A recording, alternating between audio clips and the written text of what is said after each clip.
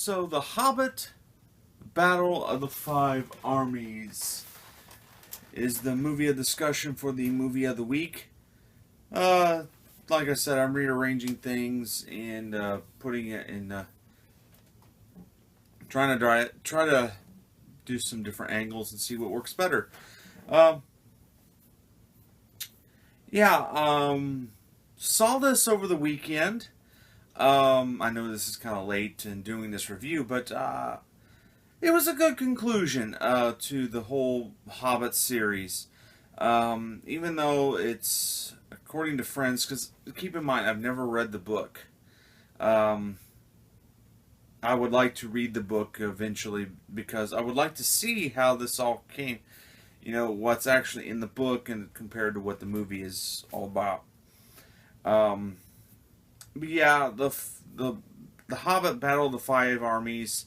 Um, I think Peter Jackson, like I said before, Peter Jackson has, he's really made himself known with Middle Earth and uh, the whole Lord of the Rings universe along.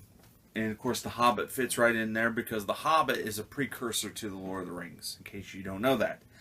Um, Peter Jackson is the same way to the Lord of the Rings, J.R.R. Tolkien universe as to George Lucas is the Star Wars. But fortunately, that's kind of changed now for Lucas. But back to Peter Jackson, it was really good, and there were some parts in the film I thought were a little cheesy, not much. Uh, Billy Connolly is in this movie.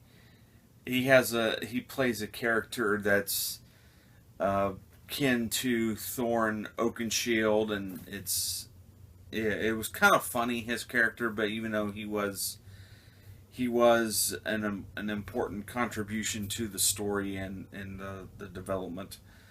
Um, there was a really deep emotional theme going on because it always seemed like in the other two movies with Thorin, even though he's not the main character, it just seems that there was something a little bit more going on with him. That he's just, there's a reason why he's a little bit more cynical than the other characters, and especially the dwarves. Well, we find out in this film why he's so cynical is because he's wanting to get back to the castle and claim the gold that's inside, and plus take over the rule. Um, I'm not going to say, Smaug is defeated.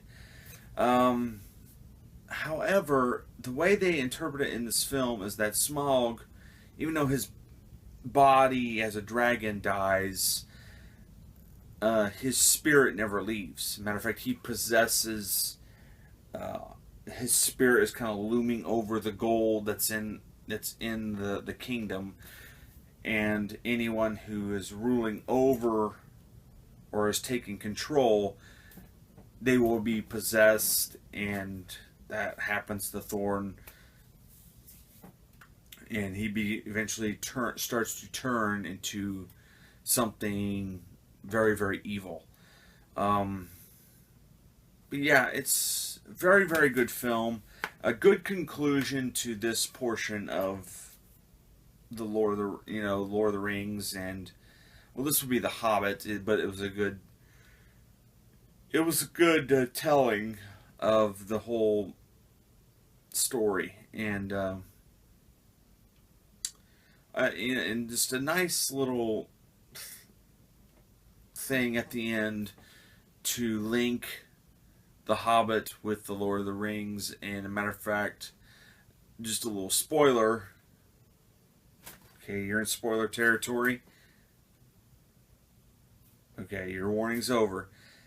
The film ends where the Lord of the Rings, the Fellowship of the Ring, begins, with Gandalf knocking on the door to Bilbo in the first film, and you hear the dialogue in the background.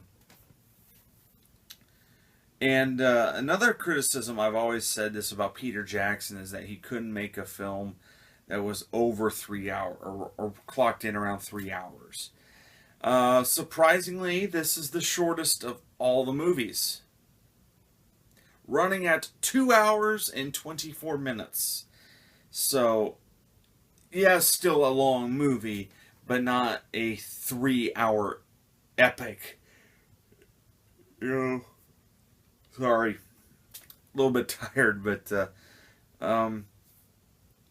yeah, it's it's not the 3 hour epics that we were used to with the other 5 movies.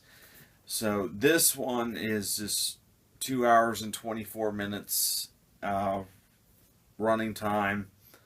Very, still very, very good, very, very interesting. And the main thing is it holds up to what the title is. The whole movie is one big battle. Sorry, sorry, I'm yawning. It is one big battle, and it's where all the different kingdoms are coming together, and plus the orcs, the elves, all the dwarves. They're coming together to bring balance, you might say, and for the good to win. And it's one big long battle, and it's just the key thing to this whole story is that evil never wins, but yet it never dies. That seems to be I would take this as the theme to the whole story that Tolkien was sharing, because a lot of people don't bring it up, that the Lord of the Rings, the Hobbit, and the Chronicles of Narnia series, which was written by C.S. Lewis, they are Christian-based stories. They're Christian allegories. And especially you'll see that in the Lord of the Rings. That's where it mostly comes out, that, here's Frodo, the character Frodo, who's an innocent hobbit, agrees to take on the evil in the world and destroy it. And something similar goes on here in The Hobbit with Bilbo, but he falls into temptation. Because Bilbo is a thief. That's made clear throughout the films. And this one is that he is a thief. But it seems like you compare the two stories together, it would seem that what J.R.R. Tolkien is trying to say here is that good always triumphs over evil, no matter what. And there's going to be one day where we're not going to be in evil. There's not going to be an existence of evil anymore. And what he seems to also point out with The Hobbit is that, what you think that you've destroyed evil, even though evil is defeated in the film or in the story, it never goes away. That would be the ring. It never goes away, but it's always destroyed until the final, the Return of the King of the Lord of the Rings, where evil is finally destroyed. Middle Earth will no longer be an evil, and that's going to be what's going to happen in today's world. I mean, we have evil all around us. We have the power to defeat it, and it will be destroyed one day. It will be destroyed. There will be a time where evil no longer exists. And that's, because Sauron, the Dark Lord Sauron, is kind of a take on Satan. And Frodo is kind of the Christ-like character. But Bilbo is a little bit different. He's fallen into temptation, but the point of the story is that good triumphs over evil. Our hearts are easily corrupted. Good always wins. The light always overshadows the darkness. So there you go. There's my review of The Hobbit, The Battle of the Five Armies. Very, very good movie. I really enjoyed the film series.